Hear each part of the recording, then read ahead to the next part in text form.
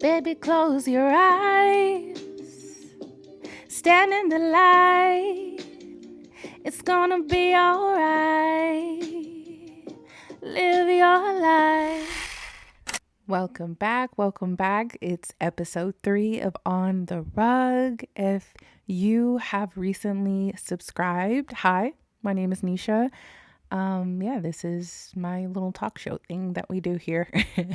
And if you have been rocking with me since episode 1, I just want to say thank you. Like, just seeing each and every new person that is subscribing to the Instagram, to the TikTok, to the YouTube channel, it warms my heart and I'm so appreciative and humbled. Like right now I'm at I think like 29 subscribers and I'm like on top of the world right now because I'm just seeing the realities of things grow and me reaching the people that I really want to connect with. So I'm so excited about what this show is and yeah, what we're doing here. So, yeah, let's get into it. The first segment of each show is book chat, where we talk about the book that we're currently reading. I give a summary. If you haven't read the pages, that's okay.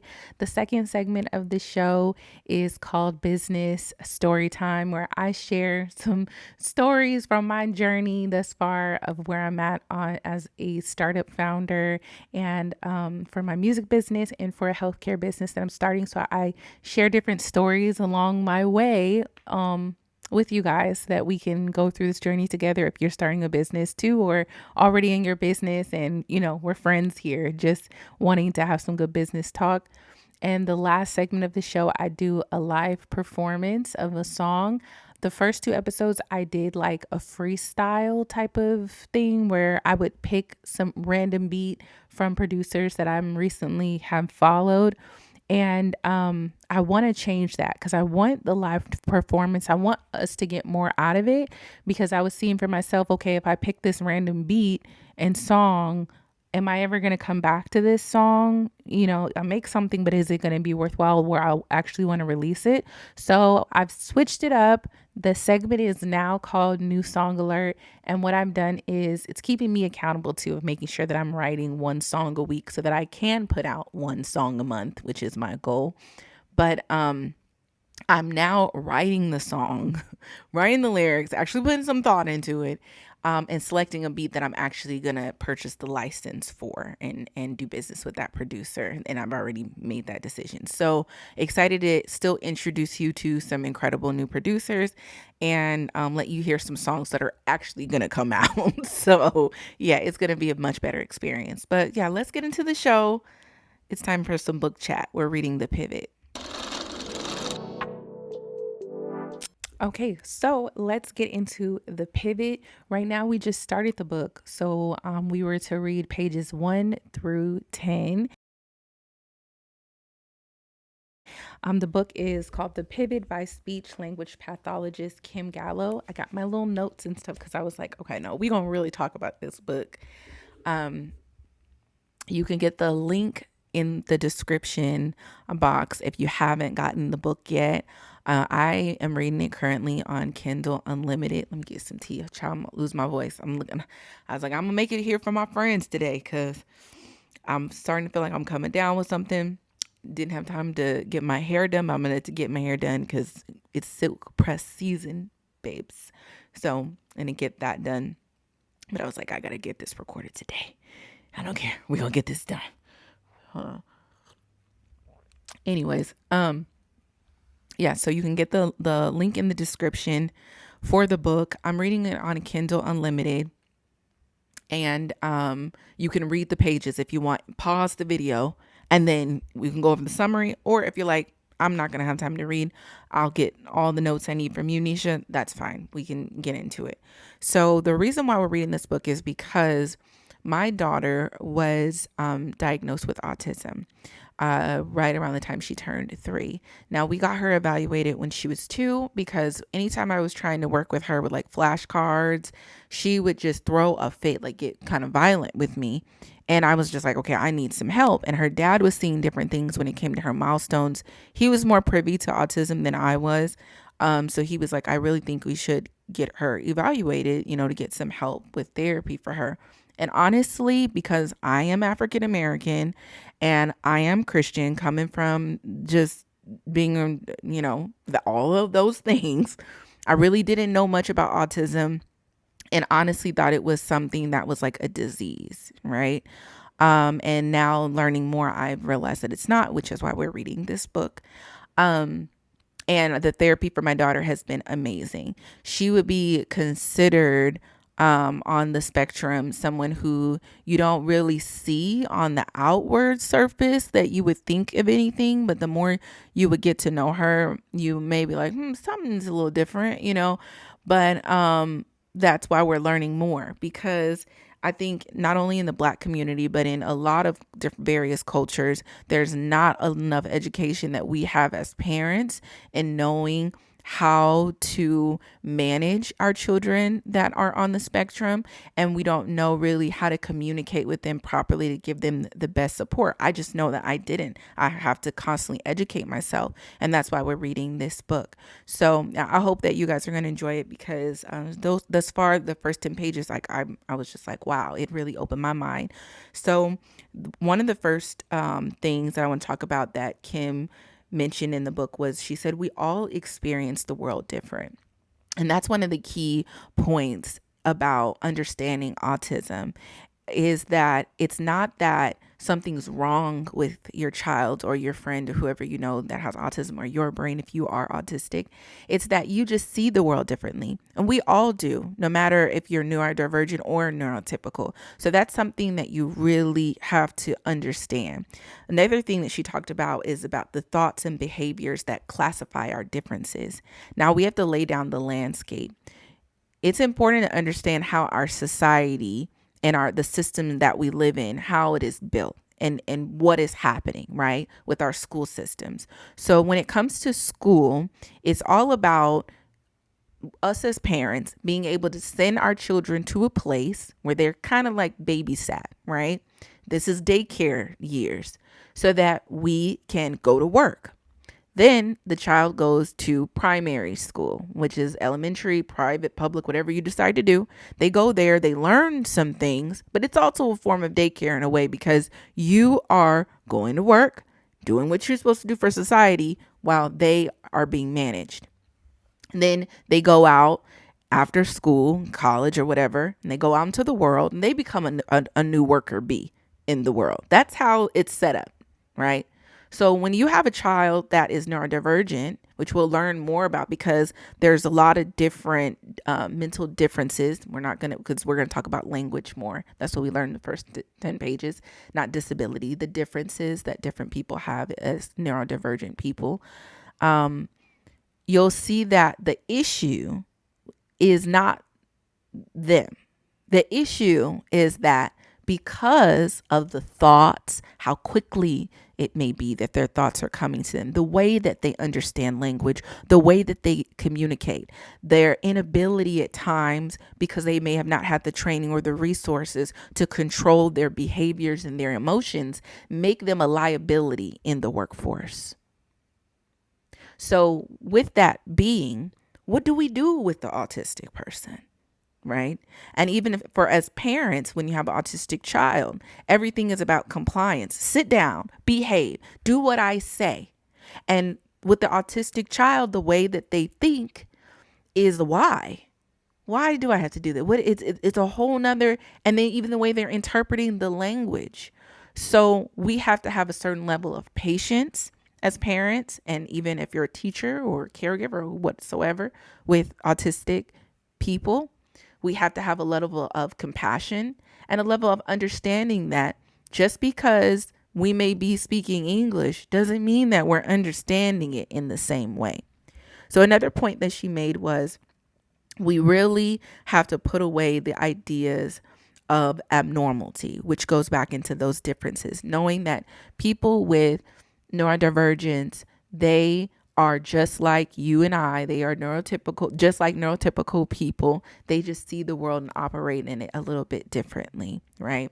And so the way that we can go about bettering and helping our loved ones, our friends, ourselves, if we are autistic, is to affirm ourselves in language. I love how she talked about this in this first 10 pages, how important the language that we speak is. It even talks about that in the Bible.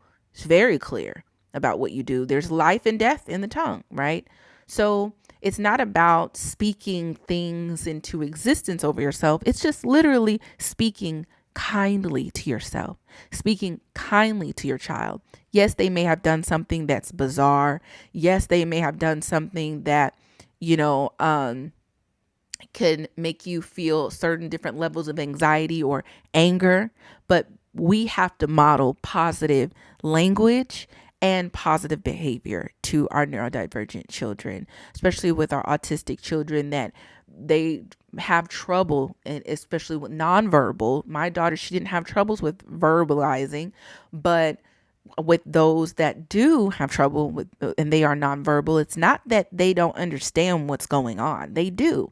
They're just interpreting and delivering language in a different way, and they have to be provided patience, tools, and resources to be able to help them communicate with us in ways that we can understand. Okay, so it's like speaking two different languages. We have to kind of understand their language to be able to communicate with them ours. So I really, really loved reading this first 10 pages because it just really put on my mind.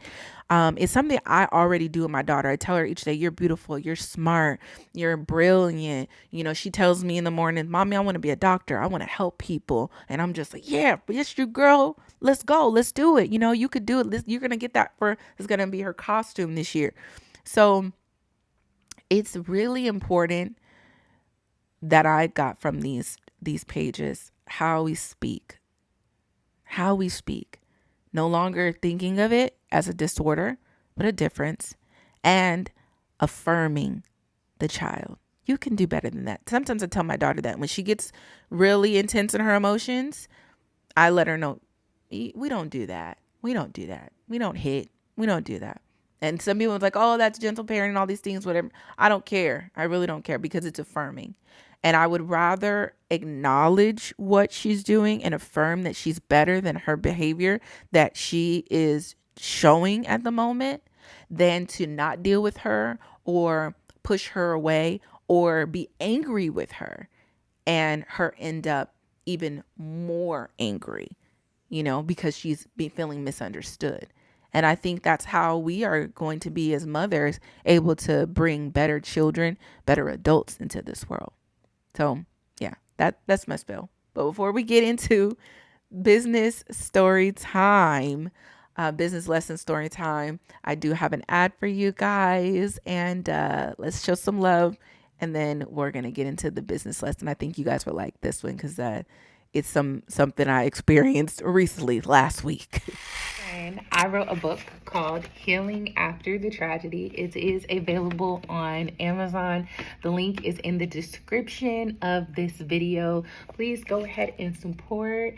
There is also a play that is attached to this book. I wrote the play first, and then I wrote the book to go along with it because I wanted you to be able to take something with you for your journey. It wasn't just about me. It was about me sharing my testimony in the play. So if you want to see the play, go ahead and go on the YouTube channel and you'll click oldest, and it's like the oldest video on my channel. You can watch it totally for free. And then if you'd like, you can go ahead and purchase the book. It is a book that just gives you some prayers, give you some scriptures, and really gives you more than the show, than what I was able to put into the show, but definitely will help you just really get close with understanding that God has so much for your life, so much purpose for your pain.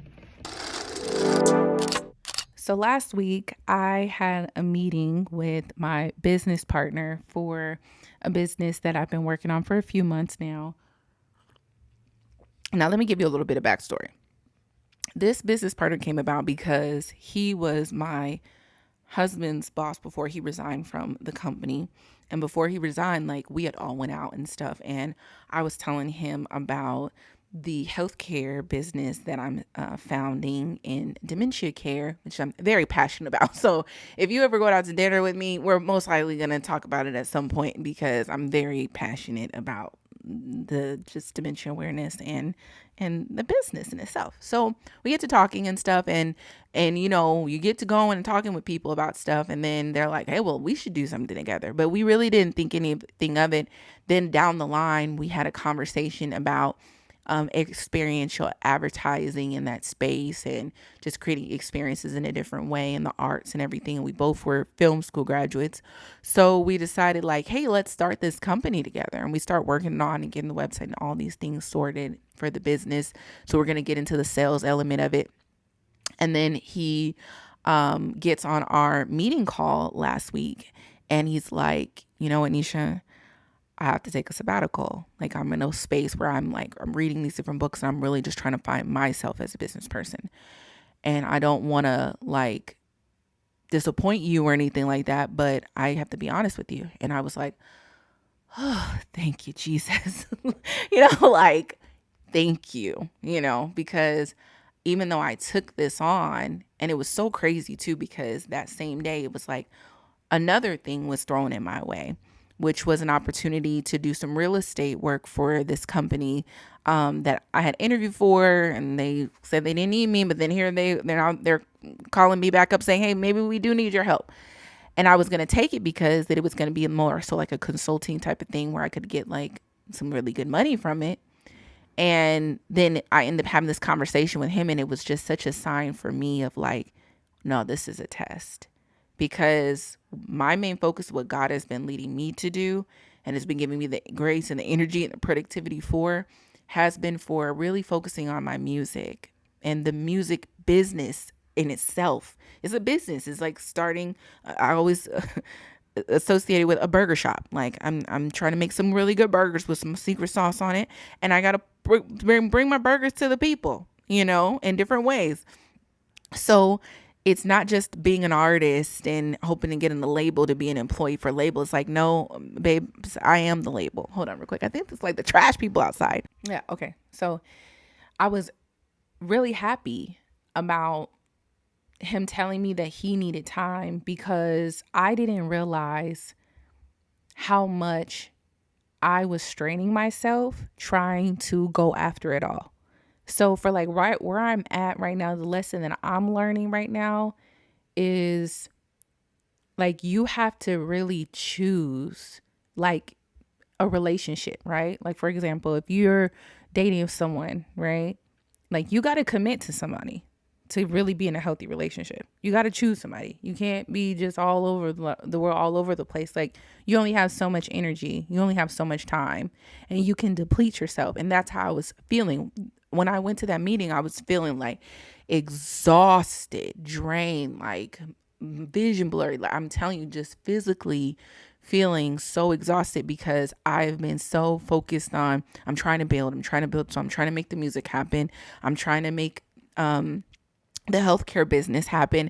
And now this opportunity has come. Well, if it's coming my way, let me take it. It's like, oh, if the opportunity, if the door is opening for me, let me go through it. Let me just take it. Let me see what happens. And it's like, no, know who you are. Know who you are. And that's what I had to come. And I believe that God allowed me to go through that test of like, no, and knowing also the test of the company offering me that opportunity and me turning down the money and saying no, like I'm really focused on my business. There's so many things that I have to do for that. I'm so focused on my music. I really have to put a lot into that as a business in itself because I am the label. I am the financier. I am the artist. I am like the CEO pretty much. That's just what it is. It's like any other business, which I'll share more the details about that with you guys. But yeah, it's like, it's a lot. And I'll tell myself, oh, I can do it with managing my daughter, taking her to her appointments, being a wife, all the things. I'm like, oh, I can do it. I can do it. And it's like, no, you're not a superhero. Where's your cape? Like, no, you don't have to do everything that comes your way. Know who you are. Stay grounded in that. And stay focused on that and truly believe in what you're doing and just try to stay consistent in that because there's so many little details and things that you can miss. Like my mom was like, oh, there wasn't a link on Facebook, for people to see the first episodes of the show. I'm forgetting little details like that. So I had to go and put that on there so that people who are seeing the show clips like on Facebook can go and watch the full episodes if they want and stuff. But it's little things like that that you can miss trying to do whatever comes your way.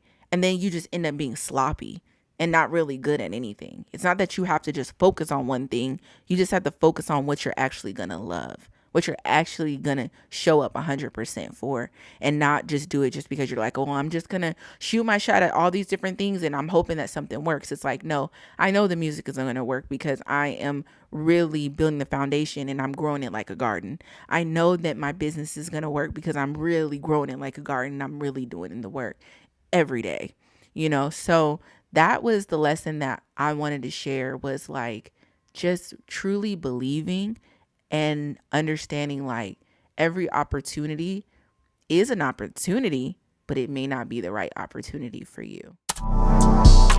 This song is called God Bless. I wrote it yesterday. I mean, this show is really keeping me accountable because I felt like I had homework to turn in yesterday. I was like, I got to get this song done. But I'm so happy, because it's really helping me push myself and put pressure on myself to push my pen and like not just, you'll, as an artist, you'll make some things, you really don't finish it. You come around, you're like, well, whatever happened to that? It's like, no, this is really making me say, finish a body of work, finish a piece of work. So I'm really happy about what this show is doing so far for me, even as an artist. So yeah, the beat is by the producer Paya Beats.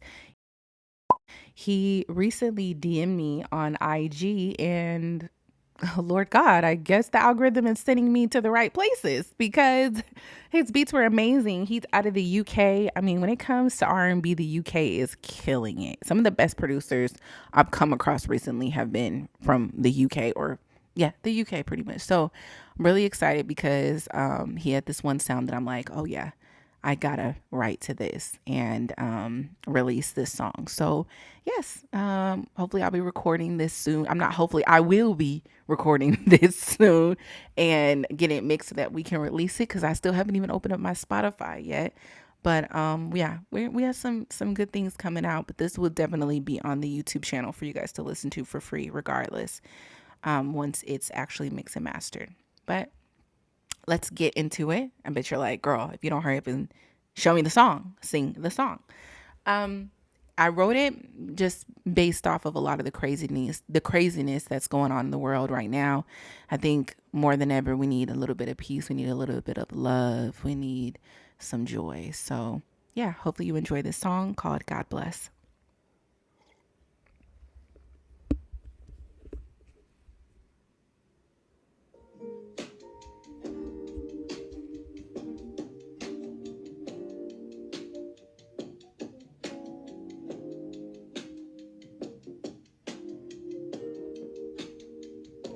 The world is burning from the inside. The chorus coming out. Love is in a drought. The world is turning into a wonderful place. I know we have a doubt. I send my prayers out. And rumors of wars all over the world. God bless the little boys and girls. God bless the little boys and girls. Bills still due, stress ain't going nowhere. Baby, I know this life brings pain. You gotta dance in the rain. Been a long time coming. Help is on the way. Baby, close your eyes. Stand in the light. It's gonna be alright. Live your life. Baby, close your eyes. Stand in the light. It's gonna be alright. Live your life. And rumors of war all over the world. God bless the little boys and girls. God bless the little boys and girls. Bills still due, stress ain't going nowhere. Baby, you know this world is ancient. It's seen so many faces. When will it end? Nobody knows. Baby, close your eyes. Stand in the light. It's gonna be alright. Live your life. Baby, close your eyes. Stand in the light. It's gonna be alright. Live your life. And rumors of wars all over the world. God bless the little boys and girls. God bless the little boys and girls. Bills still due, stress ain't going nowhere. Baby, you know this world is ancient. It's seen so many faces. Nobody knows. Rumors of wars all over the world.